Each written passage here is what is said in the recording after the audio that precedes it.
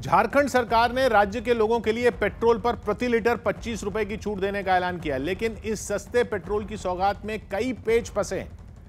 यहां समझने वाली सबसे अहम बात तो यह है कि झारखंड सरकार पेट्रोल के दाम नहीं घटा रही, मतलब कि पेट्रोल सस्ता नहीं हो रहा, बल्कि राज्य सरकार हर लीटर पेट्रोल पर 25 रुपए की सब्सिडी देने जा रही है। यानी कि वो सरकारी खजाने से पैसे खर्च करेगी ताकि लोगों की जेब पर बोझ ना पड़े।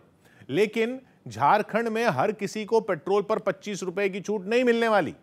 इसके लिए कुछ शर्तें हैं। पहली बात तो यह कि यह फायदा उसी शख्स को मिलेगा जिसके पास राशन कार्ड होगा। राशन कार्ड नहीं तो सस्ता पेट्रोल नहीं मिलेगा। दूसरी शर्त यह है कि यह स्कीम सिर्फ और सिर्फ टू व्हीलर्स के लिए ही बनाई गई है, मतलब कि झारखंड में रहने वाले जिस शख्स के पास राशन कार्ड है और मोटरसाइकिल या फिर स्कूटर है, उसे पेट्रोल के दाम पर राहत मिलेगी। कार में पेट्रोल डलवाने पर राहत नहीं मिलेगी। और ऐसा भी नहीं है कि अगर सरकार सब्सिडी दे रही है तो जितना मर्जी पेट्रोल मोटरसाइकिल में डलवा लो। सरकार ने सब्सिडी देने के लिए पेट्रोल की लिमिट भी तय कर दी है। सिर्फ 10 लीटर पेट्रोल पर ही प्रति लीटर के हिसाब से 25 रुपए की राहत मिलेगी, यानी कि हर महीने पेट्रोल पर 250 रुपए तक की मदद। 10 लीटर से ज्यादा पेट्रोल भरवाने पर कोई छूट नहीं मिल पाएगी। यह तो हुई स्कीम के लिए एलिजिबिलिटी की बात कि किन लोगों को इसका फायदा मिलेगा, लेकिन यह राहत मिलेगी कब से? तो इसके लिए हेमंत सोरेन सरकार ने 26 जनवरी 2022 की तारीख तय की है।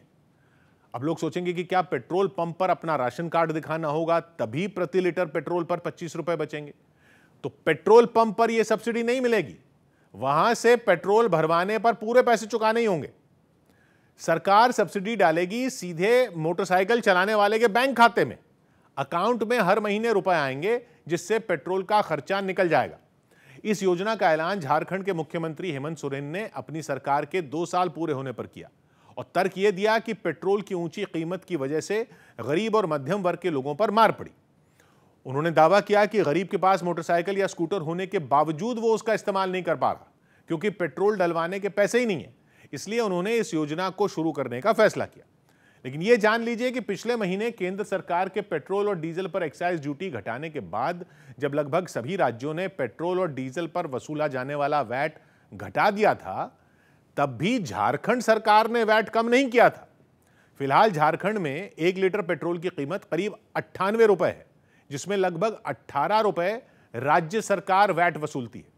लेकिन प्रति लीटर पेट्रोल पर 25 रुपए की सब्सिडी मिलने के बाद टू व्हीलर चलाने वाले जिन लोगों के पास राशन कार्ड है, उन्हें पेट्रोल 73 रुपए प्रति लीटर का पड़ेगा। मतलब यह कि पेट्रोल है तो 98 रुपए का, लेकिन जिन लोगों को योजना का फायदा मिलेगा उनको सरकार 73 रुपए में पेट्रोल देगी।